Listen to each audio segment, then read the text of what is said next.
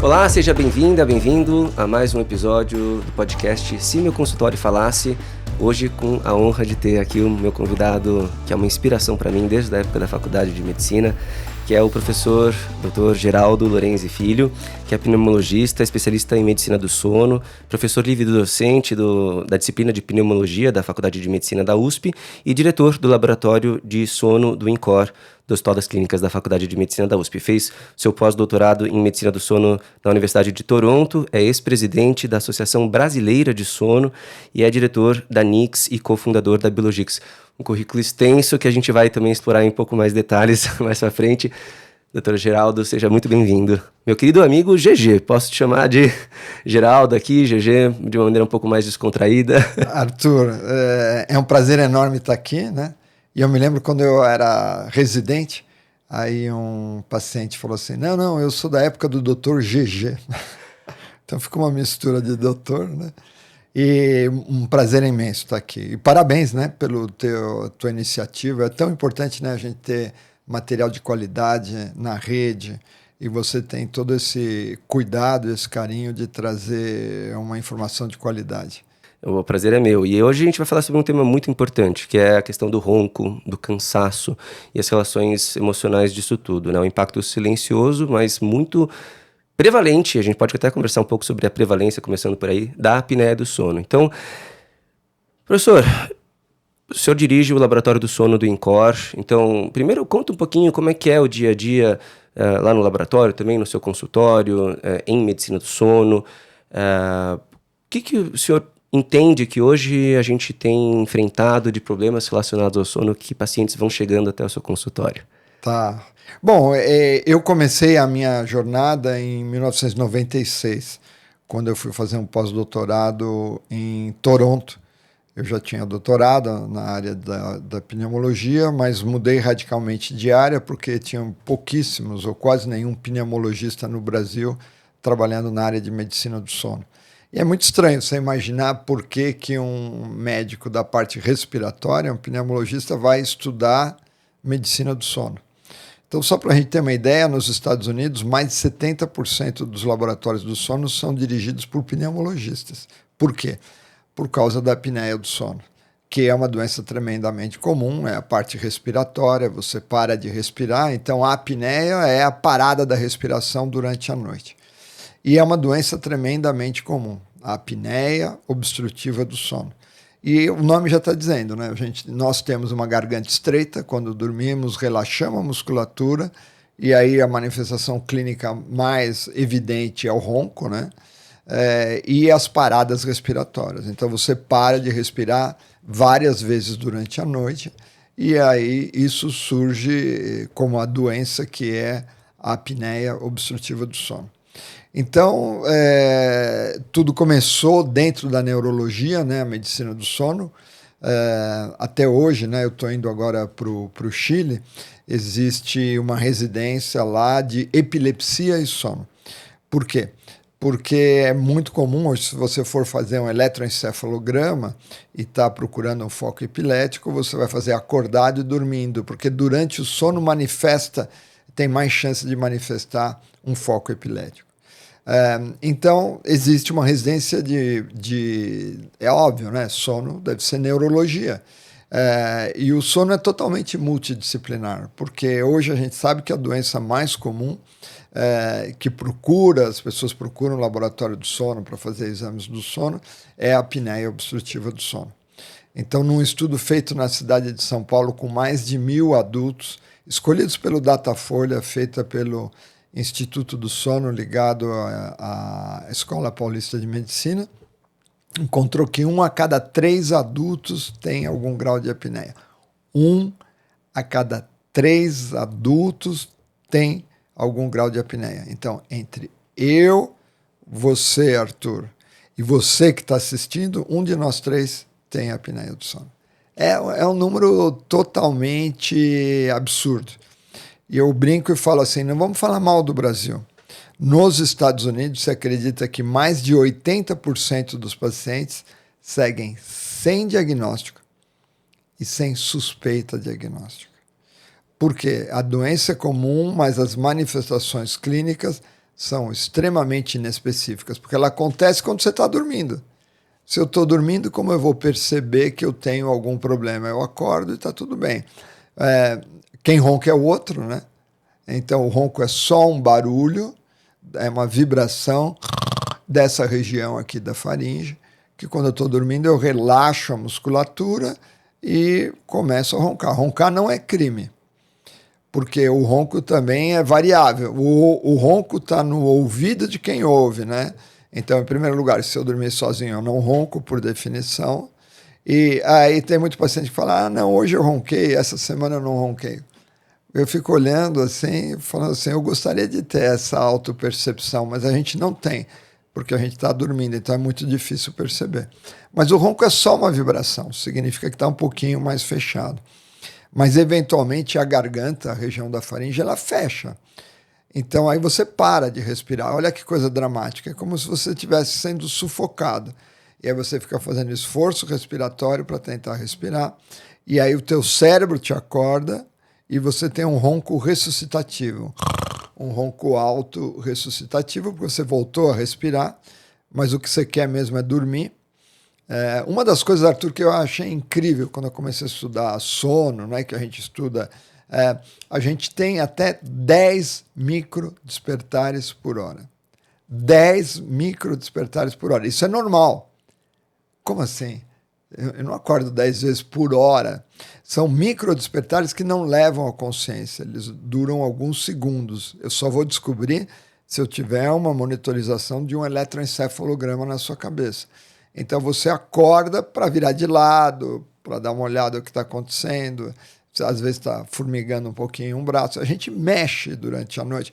Quando você vê alguém mexendo durante a noite, se você tivesse um eletroencefalograma, você veria que naquele instante ele deu uma microacordada. Então, o sono é muito dinâmico e tem várias fases, né? A gente começa a dormir. O que é dormir? É lentificar as ondas cerebrais. Então, toda a nossa capacidade de interagir com o mundo vai se perdendo à medida que os neurônios, que são o que da propriedade emergente, que é a nossa vigília, o fato da gente estar aqui, eles começam a perder força e eles vão disparando mais devagar. E, de repente, você vai ficando sonolento. Te falaram alguma coisa, você não ouviu. Por que você não ouviu? Você não estava prestando atenção porque você estava sonolento. E aí, eventualmente, né, cai a cabeça quando você está numa sala de aula ou no avião, num transporte, é ali naquele momento que você pegou no sono. Então, esse é o sono superficial. Depois a gente entra em sono profundo, que é o chamado sono de ondas lentas, e é um ciclo de 90 minutos que termina com uma fase muito interessante que chama, do inglês, REM, Rapid Eye Movement. É o também chamado de sono paradoxal. O que quer dizer isso? O teu cérebro está ativo e o corpo totalmente relaxado. Você está sonhando. E como nós somos animais visuais, a gente mexe os olhos. Então, se você estiver sonhando e ver um trem da esquerda para a direita, teu olho vai virar da esquerda para a direita. Então, você está revivendo tudo que se passou durante o dia. Né? Tem um estudo muito interessante que eles acordavam as pessoas durante o sonho. Um trabalho até do Peretz Lavie. E ele acordava as pessoas durante o sonho. E ele falava assim, puxa vida, né? Ele teve na USP recentemente, a gente imaginava, né, que o sonho era 90% do sonho é um repasse do que aconteceu durante o dia, com grande conteúdo emocional e bastante desorganizado, com muita linguagem simbólica também. Mas são ciclos de 90 minutos que terminam com a fase REM. Então isso mostra que o sono não é uma coisa passiva, porque a gente tem uma sensação de que o sono é uma coisa passiva. Do mesmo jeito que você vai viajar, digamos que eu e o Arthur vamos pegar um carro e vamos para o Nordeste. Nós estamos saindo de São Paulo, mas chega à noite, a gente está cansado, ainda não chegou no nosso destino. Vamos parar em algum canto, a gente desliga o carro, desliga o motor, vai num posto de gasolina que está seguro, não tem problema, vamos abaixar o banco e dar uma dormidinha. Então, o que acontece? O carro, você simplesmente desligou o motor para ele esfriar. né? Digamos que ele esteja superaquecendo. E teu cérebro, na realidade, está em grande atividade, você fala, vou dar uma diminuída na atividade. Então, existe intuitivamente um paralelismo entre o descanso e o sono. Isso é verdade. Existe um momento desse sono profundo, mas aí existe uma outra fase que o cérebro fica totalmente ativo. Ele está revivendo Então, o sono não é uma coisa passiva, não é desligar uma chave. Mesmo no sono profundo, se eu chamar um nome, e se eu falar Arthur, a chance de você acordar é maior. Se uma mãe está dormindo e tem um choro de um bebê, se for o choro do bebê dela, ela tem mais chance de acordar. Então, não é uma coisa totalmente passiva. É uma coisa ativamente programada pelo cérebro. Então, é maravilhoso, né? A gente estudar o sono. É fascinante. E vocês aqui, acho que, né, com a medicina do estilo de vida, né? Você estava até me mostrando o livro que você publicou, aqui, né? Evidências Práticas para a Saúde Física e Mental. Arthur Danila. Então, uma das questões centrais da medicina do estilo de vida, eu acho que é o sono. Com certeza, é um dos pilares, tá? Tá aqui, eu vou até pegar. Quais são os pilares, hein? Temos aqui, não vou nem ocupar muito tempo do episódio, porque eu estou assim, fascinado de te escutar e tenho já muitas dúvidas para fazer sobre sono e apneia. Mas, basicamente, medicina do estilo de vida é uma abordagem comportamental em saúde que foca estimular, motivar o paciente a adotar um estilo de vida mais saudável por meio de 6 pilares convencionados internacionalmente.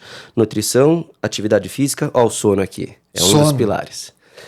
Manejo de estresse e promoção de saúde mental, controle de substâncias tóxicas e conexões, seja conexões interpessoais, conexões intrapessoais, como, por exemplo, espiritualidade, contato com a natureza, enfim, são esses 6 pilares. E sono realmente, eu diria inclusive que é o pilar 0, sabia, GG? Não é porque eu estou na sua frente, não. Mas eu sempre falo que não tem como você ter um dia seguinte bom se você não tiver uma boa qualidade de sono. E não só em medida em horas, né? Mas em qualidade, em recuperação. Inclusive, ouvindo você me falando das diferentes fases do sono, tem muitas dúvidas para tirar com você. Eu lembro, inclusive, das nossas aulas. Tive aula com o senhor e aprendi muito do que eu sei de sono. Obrigado contigo. pelo senhor. Justamente do sono REM que trouxe aqui, então, o sono que vem do inglês Rapid Eye Movement, né, movimentos oculares rápidos, porque realmente quando a gente observa, né, no eletroencefalograma, os olhos ficam andando para lá e para cá, né? E é muito curioso, porque o corpo está completamente parado, relaxado, e a cabeça realmente muito ativa. Também, do ponto de vista psiquiátrico, é o momento em que a gente consolida as memórias e que a gente faz uma faxina no cérebro. Exato. Hoje, as pesquisas mais recentes em relação ao sistema linfágico, né, até depois, se você puder, pode até explicar melhor do que eu, é o momento em que as linfas vão limpando a sujeira. Eu faço a imagem de que o cérebro é como se fosse uma esponja. Durante o dia, ele começa seco, vamos dizer. Se você fez uma noite boa, reparadora, ele é uma esponja sequinha, pronta para ser usada. Aí ela vai sendo absorvida pelas informações do dia, as memórias, né? Aí chega no final do dia, está encharcado. Né? Tá encharcado. E aí você precisa do sono para enxaguar aquilo lá e, obviamente, reter as memórias que são importantes para a gente consolidar na memória de longa duração.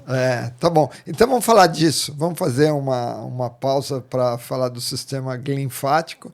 Mas só para complementar, né? Você estava falando da medicina do estilo de vida e você falou, eu quero pegar esse gancho, que você falou que seria o pilar número 0. E eu concordo totalmente com isso. E eu vou dar um exemplo, né? Eu estava com a gente tem a residência de medicina do sono, né? Então é um ano, Hospital das Clínicas, eu fundei a primeira residência no Brasil de medicina do sono e é uma residência muito legal, porque os residentes vão rodando em todas as especialidades. Eles vão na psiquiatria, vão na neurologia, vão na otorrino, na pneumo, na pediatria, e em todas as áreas, porque a medicina do sono diz respeito a todo mundo, né? Todo mundo dorme. E aí eu estava comentando com uma residente e falou assim, olha, eu costumo começar a história perguntando sobre o que acontece à noite antes de dormir, e ela estava tirando a história, começando perguntando sobre o dia. E aí ela virou para mim e, muito inteligente, os residentes são terríveis. A gente aprende muito com eles. Mas, doutor, se eu começar de manhã e der a volta, dá igual. E eu fiquei quieto, mas eu fiquei incomodado, porque eu falei, não, eu acho que tem alguma lógica. E aquilo ficou na minha cabeça. E aí é óbvio que não, que a gente tem que começar pela noite. Então, se eu pudesse responder essa residente, que hoje em dia já é uma ótima médica do sono, que não é verdade. Se você pegar o teu relógio 0 horas, é meia-noite. Então, o dia está começando à meia-noite. Todas as tradições espirituais e religiosas, elas começam à noite. O sábado, né, dos judeus, Shabat, começa na sexta, não começa no sábado. Porque, na realidade, é à noite que começa o seu dia. A 0 hora é a meia-noite. Então, você precisa começar Então, essa é uma outra forma de tirar a história de um paciente. A gente costuma falar queixas e sintomas, esse tipo de coisa, mas a gente não tem uma avaliação cronobiológica ao longo das 24 horas. E é o jeito mais rápido e mais fácil de você entrar em contato com a intimidade da pessoa. Que hora você chega em casa à noite? Tá. Você janta? O que você faz depois? Você vai ver televisão? E que hora você vai dormir? Como que é essa tua rotina do dormir? E você vai entrando na intimidade do universo da pessoa. Porque o sono é um encontro. Isso eu aprendi com um colega, que é um encontro total de um consigo mesmo. Não tem mais ninguém. Não tem mais ninguém. Não dá para reclamar de outra pessoa. Todo o teu sono acontece. E o sono é idêntico para um rei e para um mendigo. É absolutamente idêntico, porque naquele momento não existe mais nada acontecendo a não ser você com você mesmo, né? Então, veja como o sono traz essa intimidade, né? E quando você entra em sono profundo, que é a primeira fase do sono, então tinha um grupo de pesquisadores que estavam estudando esse sistema linfático, que nós médicos conhecemos muito pouco, né? Eu não me lembro de ter visto esse conceito na faculdade, se bem que eu sou um pouquinho mais velho, mas nunca tinha ouvido falar. É super atual, dos últimos 5 anos que tem ganhado um pouco mais de espaço, né? Então, existe o sistema linfático, né, no corpo, que drena toda a linfa. Então, existe aquela doença super conhecida, que é a elefantíase, né? A perna fica super grande, porque o sistema de drenagem da linfa está bloqueado por algum motivo, né? E no cérebro você não tem uma estrutura anatômica para drenar a linfa. O que seria a linfa? Seria aquelas coisas, as escórias do produto celular que estão super ativos. Então eles descobriram que entre os vasos sanguíneos, subjacente a cada vaso sanguíneo do cérebro, se cria uma pequena pressão negativa e por ali drena o sistema licórico, que é o líquor, que cobre todo o cérebro, e o cérebro é tão especial que ele tem um invólucro totalmente separado do resto do corpo, né? E eles estavam estudando isso em ratos, e de repente esse sistema aumentava em 10 vezes, e depois diminuía, eles não conseguiam entender o que era. E aí eles descobriram o que era quando ele dormia. E mais do que isso, quando ele dormia em sono profundo, esse sono de ondas lentas. E aí isso ganhou espaço, foi para a revista Science. Eles nem estavam estudando isso inicialmente. Então, a drenagem de todo esse metabolismo, que essa esponja que vai enchendo, e tem a ver também com pressão hidrostática, então a tua imagem é perfeita, ela acontece durante o sono profundo. Então, é um sistema de recuperação do cérebro, do mesmo jeito que você descansa. Então, realmente, é um momento de descanso. E as proteínas beta-amiloides que estão relacionadas com Alzheimer, elas se acumulam se você não tiver esse sistema linfático funcionando adequadamente. Então, quer prevenir Alzheimer? Durma bem. e faça todo o resto da medicina do estilo de vida, mas o zero é dormir bem. É muito bonito isso. Né? É fascinante. Para mim, acabei não me especializando em medicina do sono, embora é um assunto que eu acho sempre... que todos nós temos que entender de medicina do sono. Né? Exatamente. Do mesmo jeito que a gente deveria entender de medicina do estilo de vida, independente do que você faz, né? Professor, outra aula que aprendi contigo durante a faculdade, residência, foi sobre essa questão mecânica mesmo, voltando aqui um pouco mais para o tema da apneia. A apneia do sono. Que eu lembro muito bem das figuras na sua aula, de que tinha os primatas, né, que tinham aquela mandíbula projetada, e conforme a gente bom, nós somos a evolução dos homens, dos primatas, né, dos macacos. Então, lembra aí o chimpanzé. Somos primos, né? Somos primos. Primos. Tem gente que fala assim, não é possível a gente ser parte dessa evolução porque eles estão aqui e nós estamos aqui. São primos em algum que momento se distanciaram, foram para continentes diferentes e falam outra linguagem, né? Exato. Mas assim, só para tentar fazer uma imagem aqui com você que está escutando. Então, tem a mandíbula projetada, né? E aí, conforme a gente foi evoluindo como espécie humana, a gente foi tendo um retraimento, né, da mandíbula. E aí, a língua ficou comprimida, porque assim ela tinha mais espaço para poder ali acomodar. A língua é um músculo, né? Então, se ela consegue se projetar no tamanho da mandíbula que vai para frente, ela tem mais espaço. Conforme você vai apertando, eu lembro muito dessas imagens. Né? E aí a língua ficou pressionada. E aí isso aumenta o risco de ronco e apneia. Então, explica aí como é que é essa questão. Existem 3 grandes mecanismos. Tá? Se a gente acreditar na teoria da evolução, a maxila e a mandíbula foram sendo projetadas para trás. Aí depois nós cometemos, eu brinco, um segundo erro. Resolvemos ficar de pé. Porque se você imaginar o cachorro, ou um quadrúpede, a via aérea vem reto. É só que a gente faz uma curva. Né? Então, ao mudar o ângulo da base do crânio, a gente foi ficando de pé, o acotovelamento lá atrás na faringe vai piorando. Esse é o segundo erro. O terceiro problema é que nós falamos.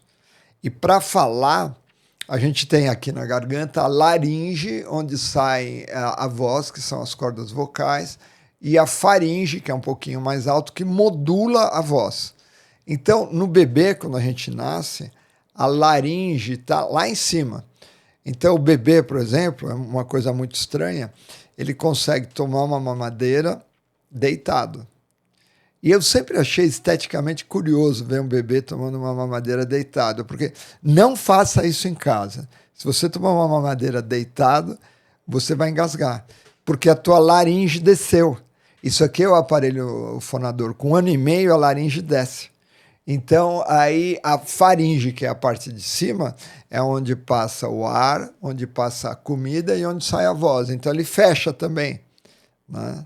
Ele fecha também. Então, essa região colapsável da garganta aumentou em tamanho. Então, a gente tem 3 mecanismos, né? A maxila e a mandíbula para trás, a gente ficou de pé, o acotovelamento, e a gente tem uma faringe comprida, que é uma região colapsável. Outros fatores. Sedentarismo. Sedentarismo é um fator de risco associado à obesidade. A gente engorda não só na barriga, mas engorda na língua. Então, quando você vê um indivíduo com um pescoço largo, né, é a língua que está gorda. Então, você tem menos espaço. E a língua é um músculo enorme, né? A gente acha que a língua é só essa pontinha que tem aqui. Tem uma experiência que você pode fazer em casa, né? Faz aí em casa, ó. Coloca a mão aqui. Faz você também, Arthur. Faz essa experiência. Deixa a boca fechada. E agora faz um sapinho, mexe a língua. Você vai ver, você vai ver que a língua é enorme. Ela vai estar aqui embaixo. Ela é enorme. A língua ela sai fininha, mas ela volta para algum lugar e ela está enrolada. Quem já viu língua de boi sabe que a língua é enorme, né? Então, e a gente engorda na língua. Então, tem trabalhos que mostram o seguinte: cada 10% do peso que a gente perde melhora, em média, a apneia em 30%. Isso é um dado muito importante. 10% do peso, 30% da apneia. Tanto é que um dos tratamentos hoje em dia é reconhecido para a apneia do sono, a apneia obstrutiva do sono, que é a mais comum, é justamente a perda de peso. Cada 10% do peso, 30% de melhora da apneia. É um bom negócio, desde que você consiga perder o peso e desde que você tenha peso para perder. Eu ronco, tenho um pouco de apneia, tenho maxila e a mandíbula projetada para trás, mas não tenho espaço para perder peso, porque são outros mecanismos.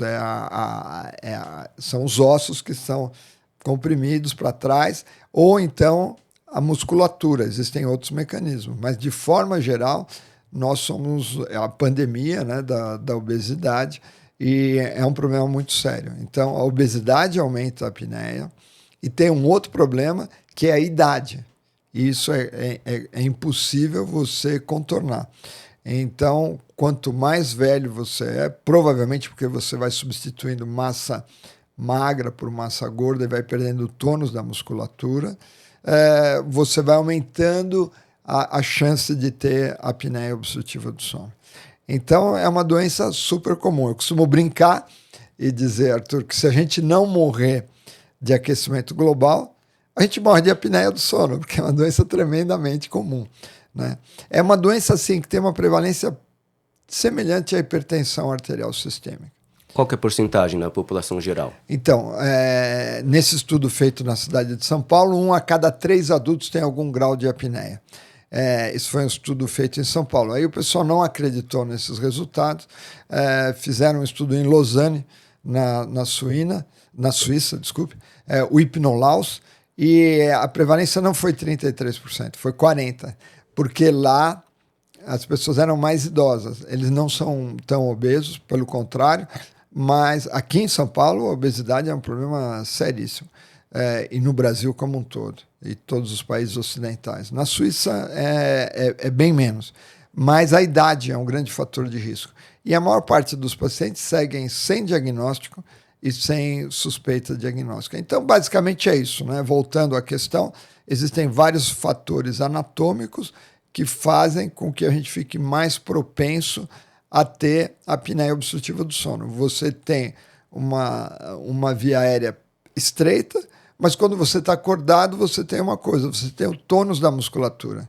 Então ninguém ronca acordado, porque você tem um tônus da musculatura que mantém a via aérea aberta. Quando você dorme, relaxa a musculatura e a casa cai, né? E você começa a roncar e eventualmente ter a apneia obstrutiva do sono. O problema do ronco o ronco, nem todo mundo que ronca tem apneia. Você pode ter o que a gente chama de ronco primário, que não tem apneia, e você pode ter apneia sem um ronco muito alto, então é difícil detectar, e mesmo que você tenha alguém dormindo do seu lado, se a pessoa dormir bem, não vai perceber que tem o problema. A doença é tremendamente comum, e a gente tem advogado que a gente precisa sistematicamente, do mesmo jeito que eu faço um check-up, vou dar uma olhada na minha pressão arterial, vou ver meu colesterol, vou ver minha glicemia, independente de sintomas, eu vou fazer um check-up. O check-up é isso, eu vou fazer exames independente dos sintomas, porque muitas doenças são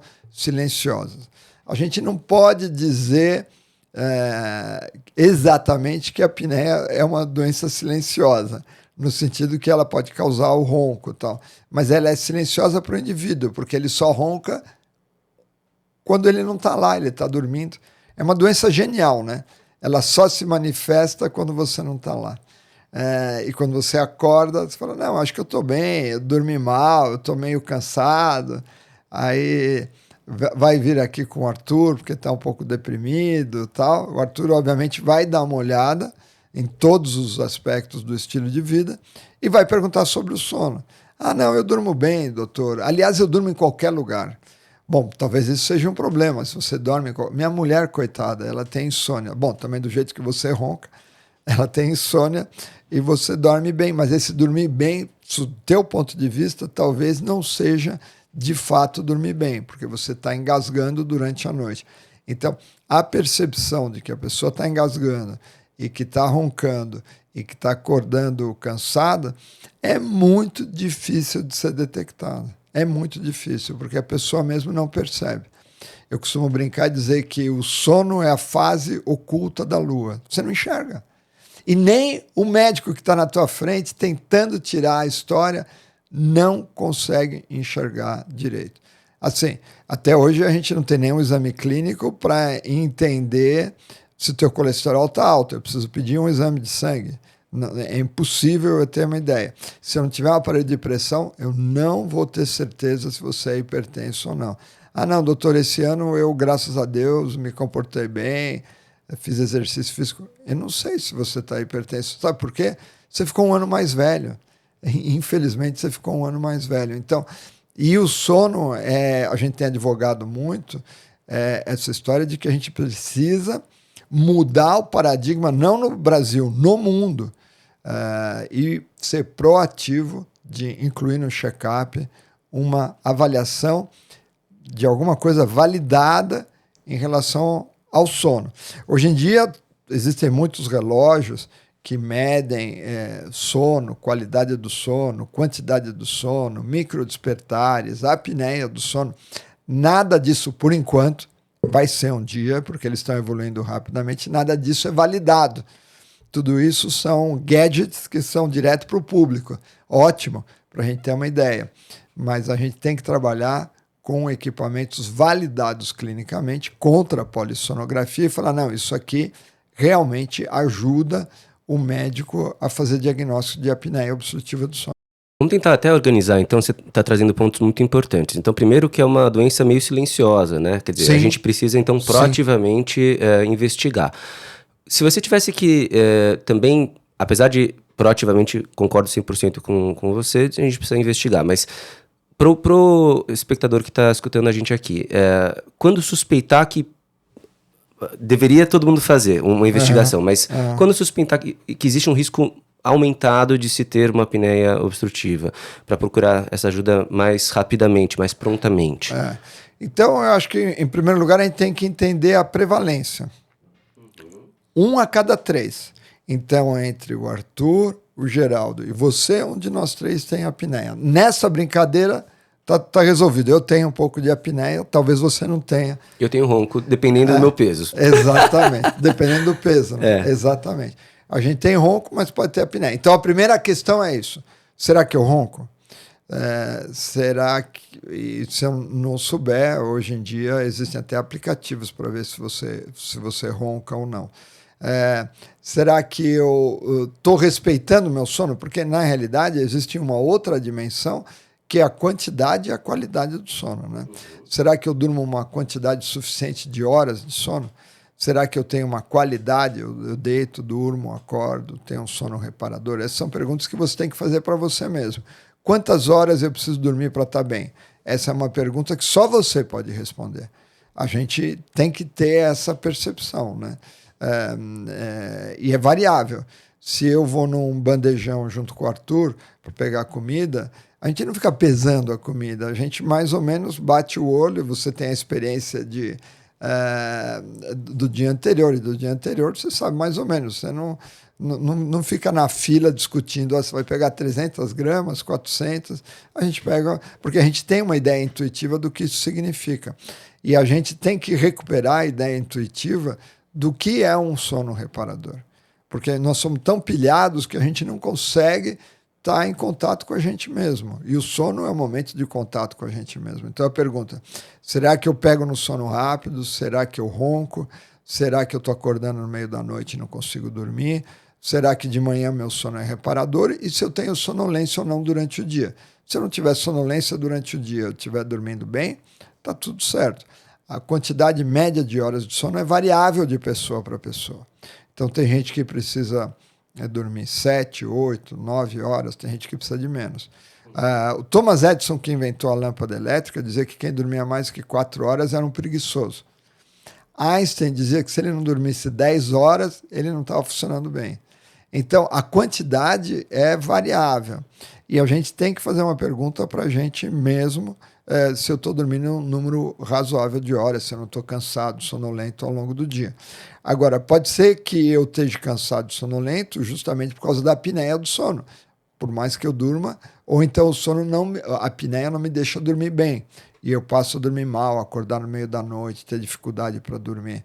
Então, eu acho que a primeira pergunta, você tem risco. Por quê? Porque você é humano. Tua maxila e a mandíbula vieram para trás, você é humano. Então, do mesmo jeito que a gente mede a pressão arterial, né? Então, você vai entrar num lugar radioativo, né? A gente tem na radiologia e tal. Então, tem um monte de placa lá, ó, toma cuidado e tal. Eu não estou enxergando a radiação, mas eu estou enxergando o sinal.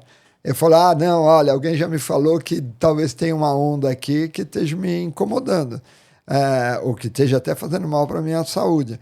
Então, a primeira coisa é ter um sinal dentro da cabeça de cada um. Olha, eu preciso tomar cuidado com todos os aspectos da medicina, do estilo de vida. Eu preciso me alimentar bem, eu preciso tomar cuidado com o que eu estou comendo, eu preciso tomar cuidado de fazer exercício físico e eu preciso tomar cuidado com o sono.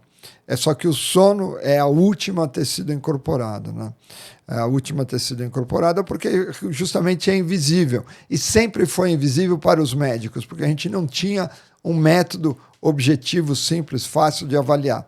E essa revolução começou com a polissonografia, que é esse exame complexo, né? Poli são vários, sono é o registro, a grafia é o registro, polissonografia é o registro de vários canais durante a noite, que é o exame que a gente tem no laboratório do sono do INCOR, mas ao longo da nossa jornada, não só do laboratório do sono, como da medicina do sono como um todo, nós fomos simplificando. Por quê?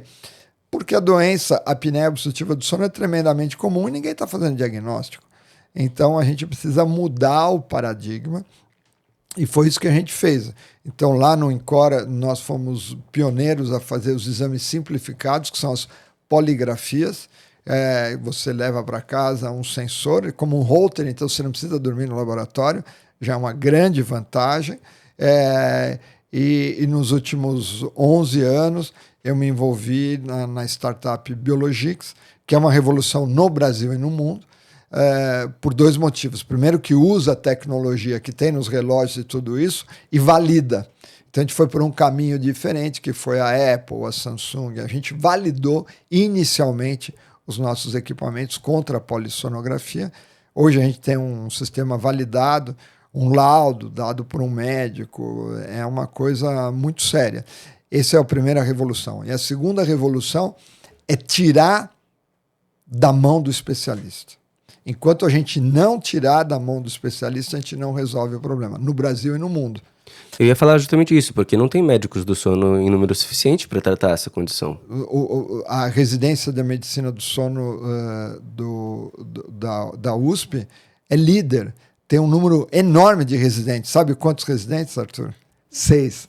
Eu ia falar 6. 6 residentes por ano. Nós começamos agora uma especialização muito bacana no INCOR, né, que envolve todo o complexo. Nós temos assim 20. Aí são especializações que nem ganham o título de especialista.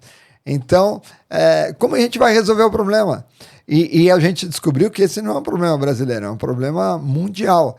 É o grande problema do taxista, né? Como a gente vai resolver o transporte se a gente depender de táxi? Talvez a gente precise de um Uber. E quem vai ser o Uber é o médico. Ele faz o exame do sono no seu consultório, com todo o apoio, né? Um exame extremamente sério, validado, com um laudo, e a gente está fazendo a revolução. Hoje, a Biologics já faz mais exames do sono no consultório, né? O Arthur é um early adopter, né? Mostra aí, inclusive. Se você vier...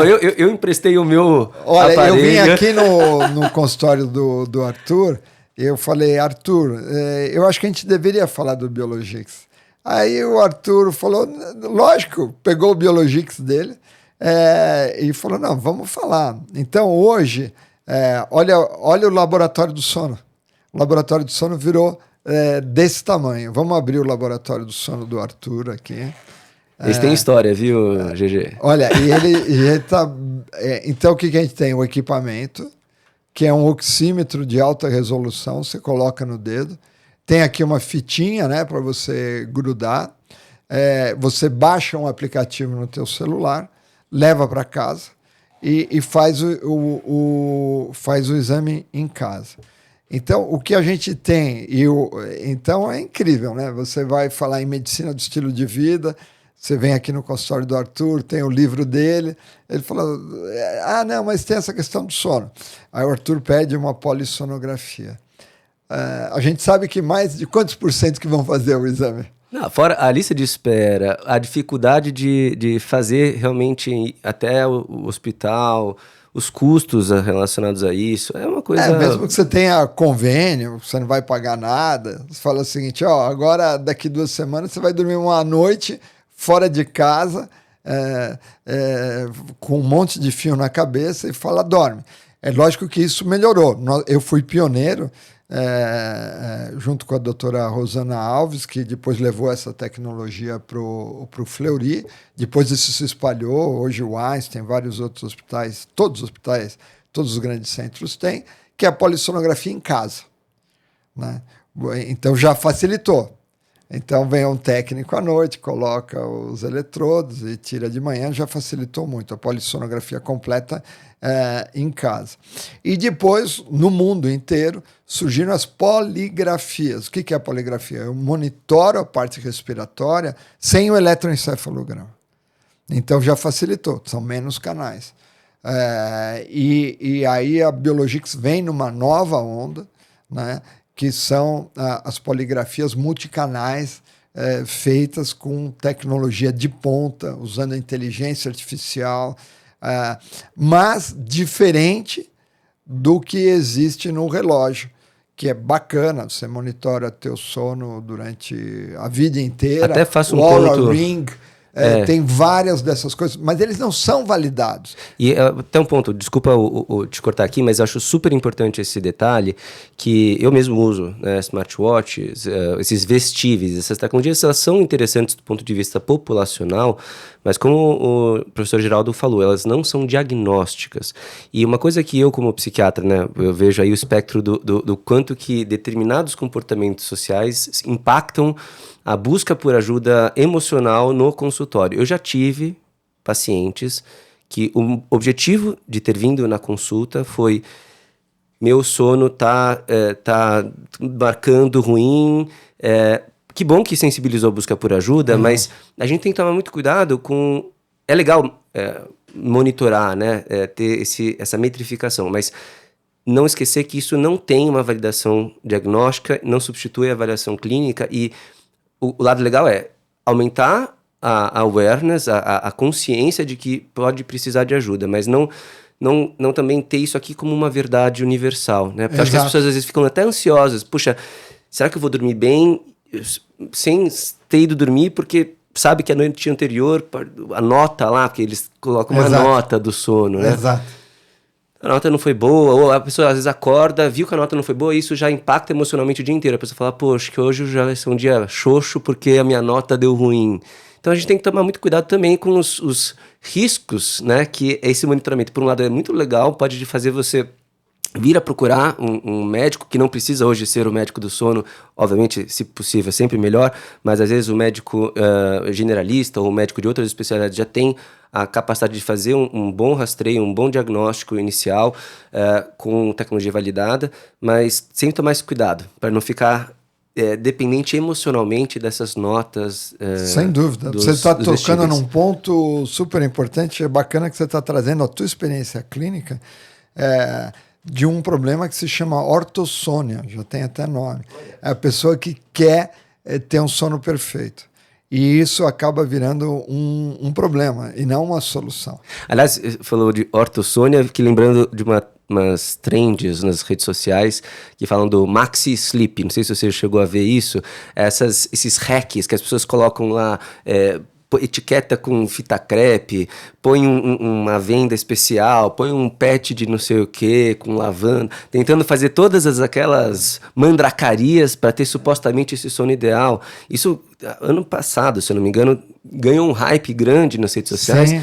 E aí sim, falado por criadores de conteúdo que não são especialistas e que às vezes estão fazendo toda uma indústria ali, um consumo de produtos ali que não necessariamente fazem a diferença. Às vezes é muito melhor fazer de fato um diagnóstico preciso, né? Junto com o médico. Junto com o médico, do que ficar tentando ter esse sono supostamente ideal com os hacks que você viu na internet. Exato. Eu acho que é isso, né? Se está surgindo esse mercado, é porque existe uma necessidade por trás. Né? E essa necessidade, e o sono pode ser do mesmo jeito que a medicina do estilo de vida, ele é libertador, à medida que você vai no consultório do Dr. Arthur, ele vai te falar dos vários, mas a responsabilidade é sua, porque é você que tem que fazer exercício físico, você que tem que tomar cuidado com o que você come, você que tem que dormir, respeitar o teu sono, né? Você orienta, mas a responsabilidade volta a ser do paciente, porque tem muita gente que não quer isso. Eu quero um remédio para dormir, um para acordar, um para ficar mais alegre. Então, né, toma um remédio à noite para dormir, mas aí de manhã você está mal, você toma um remédio para acordar. Aí esse remédio para acordar te deixa ansioso, então você toma um remédio para ansiedade. Aí esse remédio para ansiedade te causa um outro problema, então você toma um segundo remédio. Aí, obviamente você vai ter que tomar algum remédio para o estômago, porque você já está tomando vários remédios. E aí o remédio do dia deixa a tua pressão alta, então você toma um... E aí você entra num ciclo que você está tentando resolver pelo lado de fora um problema que é de dentro, né? De você ter uma disciplina e você entender quais são os teus problemas. Geraldo, a gente falou bastante de prevalência, rastreio, diagnóstico, mas vamos falar aqui um pouquinho de tratamento, porque isso é uma condição que as pessoas têm bastante dúvida. Exato. Então, o tratamento da apneia obstrutiva do sono. Vamos começar com coisa muito simples. A coisa mais simples é a posição de dormir. Como a língua é um músculo enorme, se eu durmo de barriga para cima, você tem mais tendência a roncar e ter apneia. As mulheres sabem disso, dá uma cutucada no companheiro, o marido, ele vira de lado, ele para de roncar. Agora ele ronca até de lado. Bom, ele virou profissional. Mas enquanto não virar profissional, a gente pode trabalhar nessa questão de dormir de lado. Dormir de lado é bom, né? E para dormir de lado, a gente precisa ter um travesseiro um pouquinho mais alto para sustentar a tua cabeça, porque o grande problema de dormir de lado é o ombro, né, que começa a doer. Então, se você tiver um travesseiro mais firme, um pouquinho mais alto, ele sustenta a tua cabeça e sobrecarrega menos o ombro. A segunda coisa, a primeira, talvez seja você se dar conta de que dormir de barriga para cima não é legal, porque você tem mais chance de roncar e mais chance de ter apneia, porque a língua cai para trás. Então, tentar dormir de lado, colocar um travesseiro entre as pernas, isso ajuda muito. E, às vezes, a gente pede até para costurar 1 ou 2 bolinhas de tênis nas costas do pijama, que seria a cutucada da esposa de uma forma mais... Aonde põe? Fiquei até curioso. Então você põe uma camiseta e aí você costura nas costas dessa camiseta um saco na direção da coluna. Aí você põe 1, 2, 3 bolinhas de tênis ali. Então toda vez que você tender a voltar para a posição para cima, você vai ficar incomodado. Você vai virar de lado. Então é um treino. É um treino para a gente dormir de lado. Isso é importante. Segunda coisa, tratar o nariz. Se você abre a boca, faz essa experiência. Abre a boca.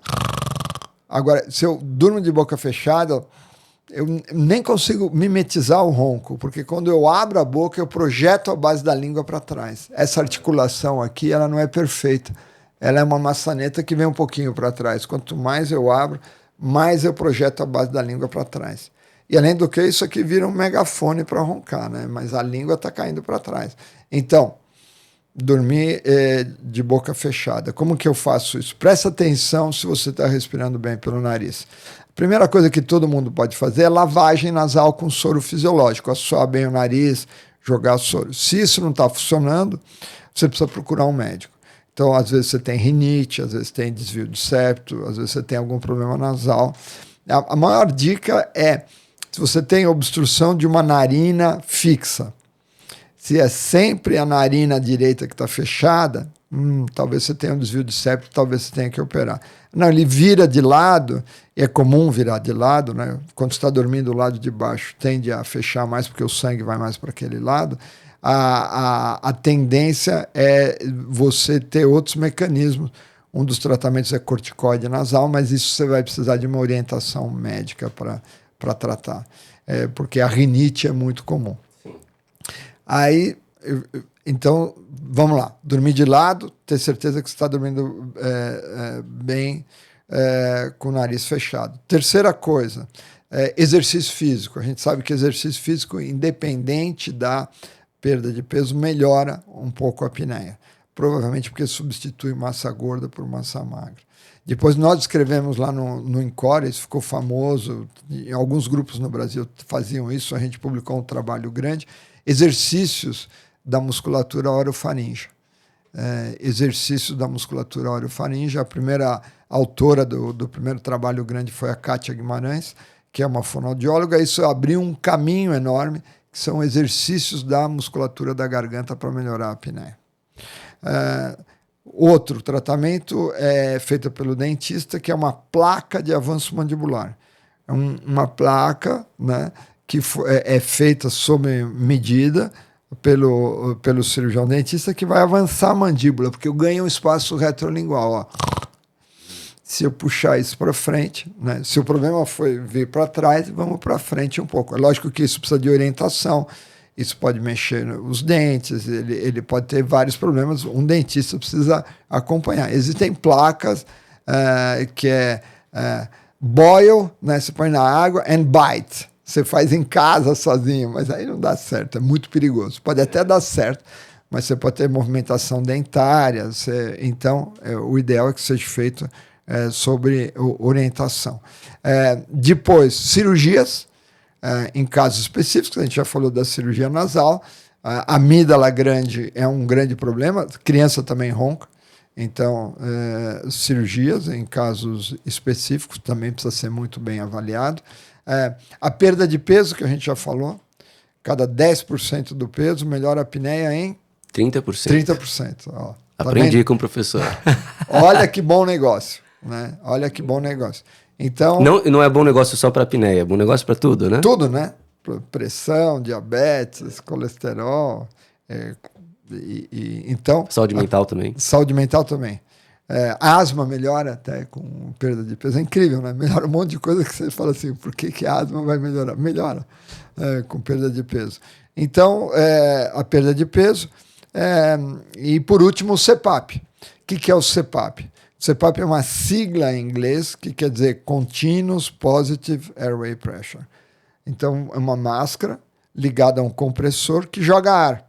E esse ar abre a garganta. É mais ou menos como você vai vai viajar, calibra o pneu do carro. O pneu é flácido, mas eu jogo um pouquinho de pressão. É uma tala pneumática. É só que o pneu eu fecho a válvula e vou viajar. Aqui não, eu preciso continuar respirando. Então tem uma válvula na máscara, uma máscara nasal, que faz com que a gente mantenha a respiração e resolve o problema. Né? É um óculos. Eu consigo dormir de máscara? Olha, muita gente dorme super bem, porque dorme muito melhor. Né? Se você estiver dormindo mal, você põe a máscara e resolve o problema.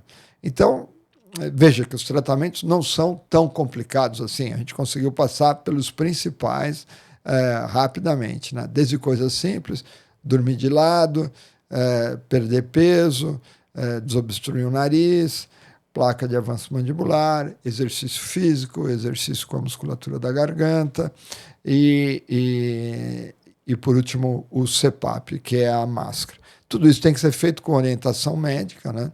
A gente tem, então, no objetivo... E o sono também é multidisciplinar, né? Porque além da apneia do sono, você pode dormir mal, você tem uma depressão. Aliás, né, quando você... não é isso, Arthur, quando você está avaliando depressão, a própria pergunta sobre o sono é uma questão central no diagnóstico da depressão. Com certeza, Geraldo.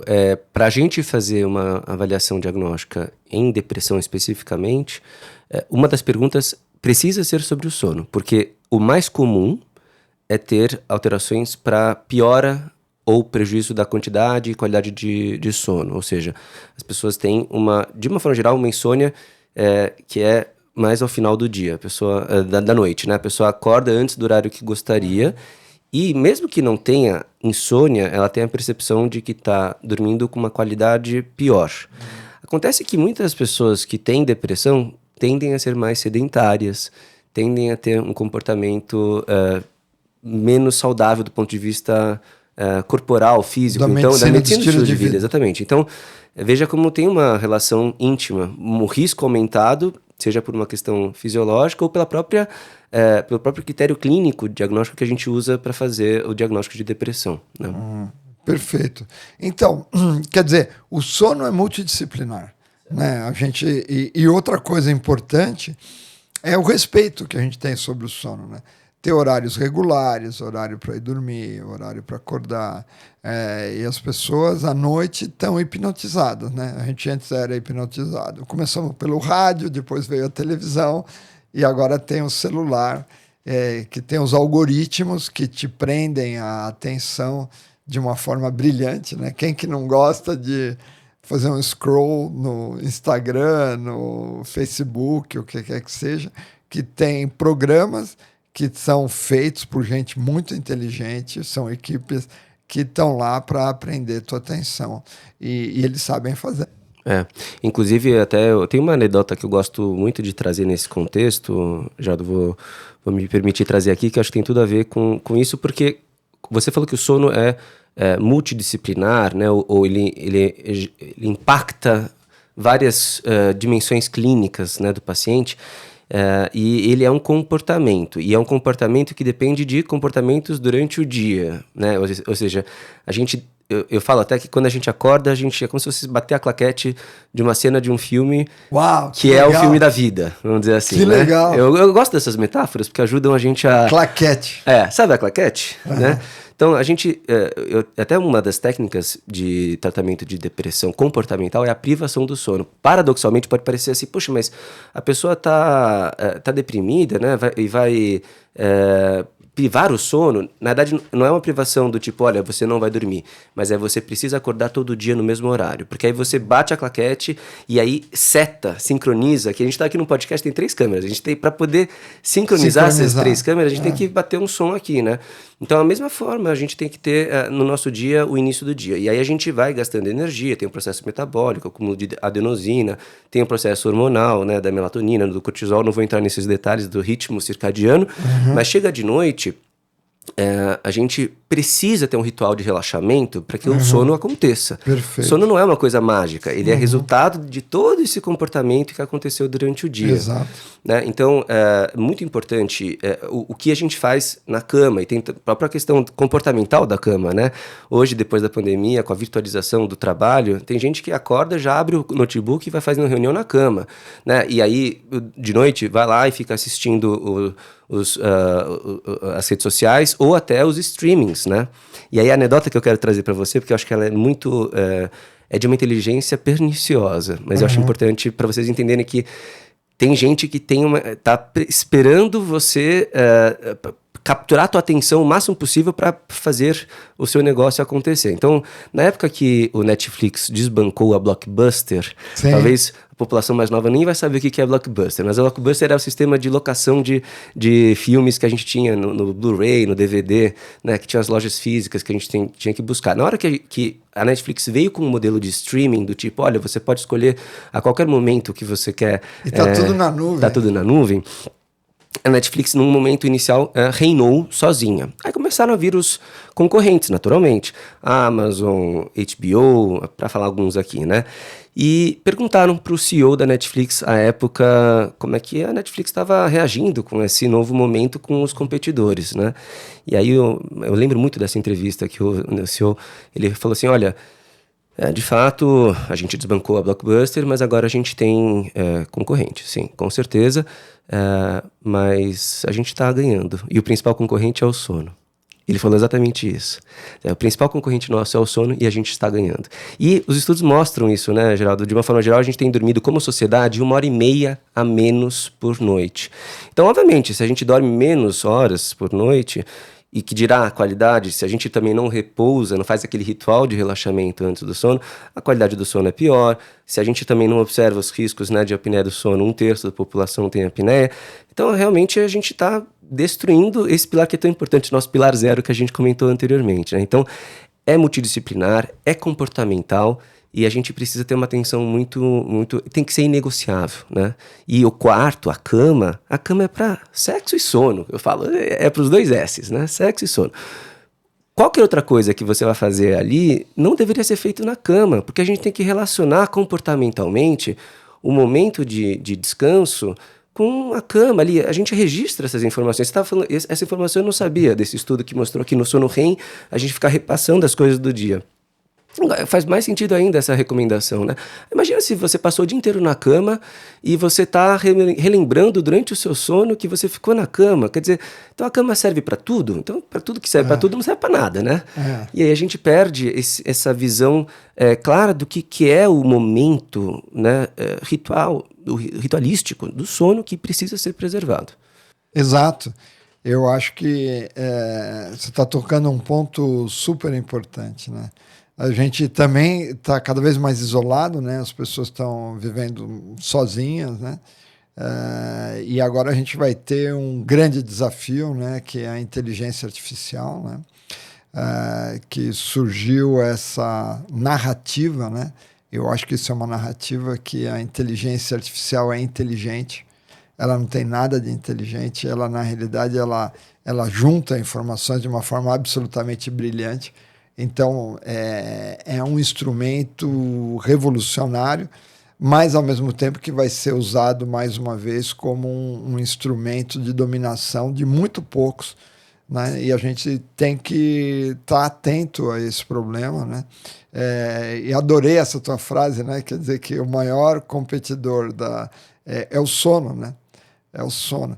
E eu digo que a apneia do sono, né? O pessoal fala, não, mas assim, o Biologix, o que vai acontecer com o meu laboratório do sono, a minha polissonografia? O maior concorrente do dono do laboratório do sono é a ignorância, porque a maior parte dos pacientes segue sem diagnóstico, sem suspeita diagnóstica. Então a gente precisa botar a nossa atenção onde o problema está, né? Que venham competidores e que venham competidores bons, porque nós estamos competindo para resolver o problema do paciente, né? E a gente tem que tirar a medicina do sono do especialista, porque senão a gente não vai resolver o problema. Então, meia dúzia de taxistas não vão resolver o problema do sono do Brasil e do mundo.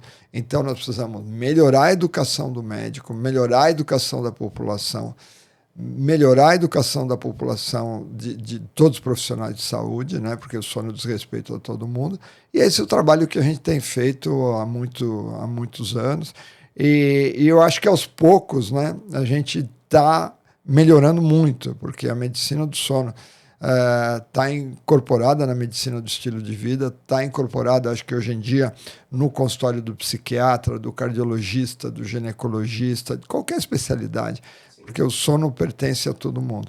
Então, a nossa tese é que, eu brinco, né, entrou no consultório, você tem que fazer um check-up, você tem que medir colesterol, tem que fazer um exame do sono equivalente ao Biologix, um exame validado, uma vez por ano, porque a prevalência da apneia do sono é tremendamente comum.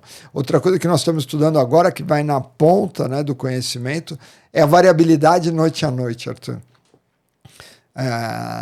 E tem vários estudos mostrando, né, que uma noite você tem apneia, outra noite muda a gravidade da apneia, que tem a ver com a posição, o jeito que você dorme. Então, uma noite não é suficiente para a gente ter certeza absoluta. E a gente tem cada vez mais feito 3, 4 noites para ter certeza, principalmente quando tem dúvida clínica, para ter uma ideia melhor da gravidade e fazer sequencialmente. Você está perdendo peso, você está colocando uma placa de avanço mandibular, você está fazendo exercício físico, faz a cada 2, 3 meses, faz a cada mês, um exame simples, fácil, barato. Polissonografia é impossível, você nunca vai fazer isso. Então a tecnologia, ela não vai contra, ela complementa, ela traz uma revolução.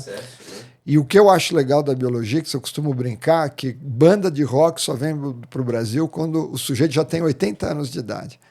Né? A gente sempre pega o rescaldo do rescaldo, então a gente sempre está copiando o que os outros estão fazendo. E a biologia que é uma revolução do Brasil para o mundo. A gente já está na América Latina, também entrando na Europa. Então, a gente traz uma revolução, né, de uma tecnologia brasileira. O Tácito Almeida é um engenheiro que fez as primeiras placas eletrônicas para o barco do Amir Klink. Então, ele sempre foi um inventor e empreendedor, e ele está por trás de uma equipe incrível, fazendo toda essa revolução tecnológica. É só que essa revolução tecnológica, sem uma compreensão da comunidade médica, sem esse casamento entre a tecnologia e o lado, todos os lados, né? São 3 lados: a tecnologia, os profissionais de saúde e o consumidor. Nós 3 temos que estar juntos, porque a gente às vezes é uma coisa, às vezes é outra o tempo todo, né?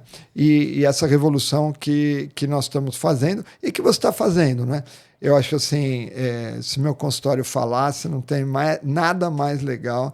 E eu te conheço bem, Arthur, eu sei que você, né, um médico da USP que preza realmente a qualidade, porque hoje em dia a gente está precisando, né, a gente tem a tecnologia da informação, mas agora a gente precisa de informação de qualidade.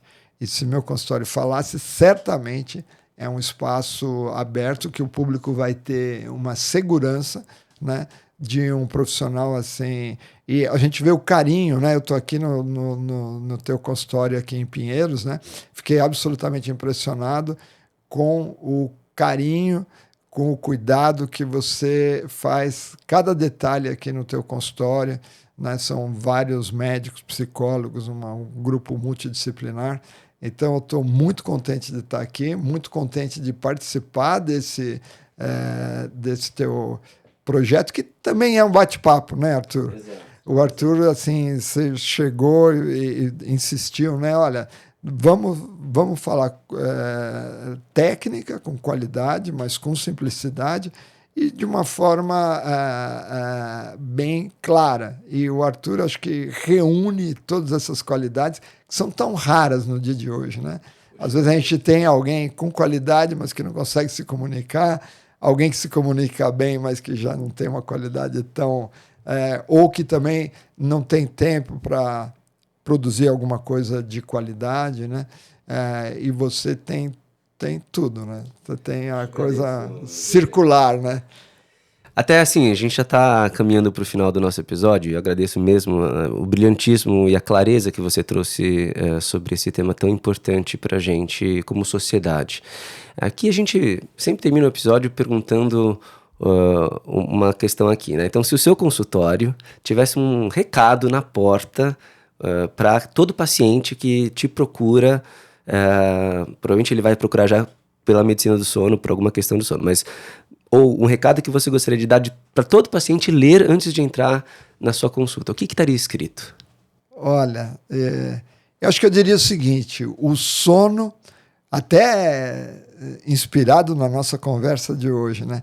O sono é o marco zero para a sua qualidade de vida, então pense no sono, né? Sono é importante e ele é um pouco... ele é invisível, né? Então a gente tem que gastar um pouco de tempo e energia, porque, veja, toda essa tecnologia puxa a gente para o lado de fora, né? E o sono é alguma coisa que acontece da gente com a gente mesmo. Então, se a gente pensar no sono, a gente vai estar com um momento de introspecção, é um momento total de encontro de você com você mesmo. Então, é lógico que a gente precisa de tecnologia, porque a gente não enxerga o que está acontecendo com a gente, mas tem muita coisa que a gente pode, né? Vamos dormir na hora regular, né? Eu brinco que dormir é como pular corda, né? Então eu durmo assim, eu gosto de dormir muito cedo, né? 9h30, 10 horas. Se passa esse horário, muitas vezes eu perco o sono. Aí ele vai vir de novo, então é um ciclo, né? Então é como pular a corda. Então, se você entrar na hora errada, a corda bate na tua cabeça, né? E as pessoas estão o tempo todo assim... mas não percebem, né? Que estão sendo hipnotizadas pelo celular à noite, né? Gente que acorda no meio da noite pega o celular. Então nós somos presas fáceis dessa tecnologia maravilhosa, é fantástica. Tudo isso aqui está sendo feito graças à tecnologia, né? Vai chegar na tua casa graças a uma tecnologia que não existia há 10, 15 anos atrás, é uma revolução, mas ao mesmo tempo a gente tem que ter uma outra tecnologia, que é a tecnologia do mundo interno. A tecnologia do mundo interno sou eu comigo mesmo. Ninguém, absolutamente ninguém, é mais responsável pela minha vida do que eu mesmo. O brasileiro, acho que mais, né? A gente está acostumado a botar culpa nos outros, né? É uma criança, né? Nós somos infantis, né? Porque se a gente não se responsabilizar pela nossa vida, quem é que vai? Né? Ah, não, esse país é uma droga, isso é uma droga, só tem bandido, tem isso, aquilo. É um jeito é um hábito que a gente cria, né? É um hábito muito deletério, né, para a gente. Hoje a gente está vendo que o resto do mundo também não está lá essas coisas, né? Nós estamos cheios de problema, está todo mundo cheio de problema. Vamos resolver a nossa vida, vamos dormir melhor, que o dia vai ser... valer a pena. Vai valer a pena. Vale, né? Vale, a gente precisa procurar sentido na vida, né? E eu acho que o Arthur traz isso, né? De muito mais do que só a técnica, é o sentido de fazer tudo isso, né? Então eu estou muito contente de estar aqui e espero que você durma melhor, porque a única coisa que a gente pode esperar das pessoas é que durmam melhor, porque é o marco zero para o resto, para a roda girar, né? Exato. Geraldo, como é que as pessoas te encontram, seja para ser atendidas por você, seja para conhecer um pouco mais do Biologix, enfim? Eu tenho uma clínica, né? Que é a NICS, Núcleo Interdisciplinar das Ciências do Sono, NICS. NICS é a mãe de Hipnos, que é o deus do sono. É uma deusa grega. Então, NICS, NICS, Geraldo Lorenzi Filho, meu nome, é só dar um Google, é fácil achar. A gente fica na Avenida Rebouças, 411, bem em frente ao Incor, muito pertinho da Avenida Paulista, tem um grupo multidisciplinar. Se você é profissional de saúde, a Biologix, né?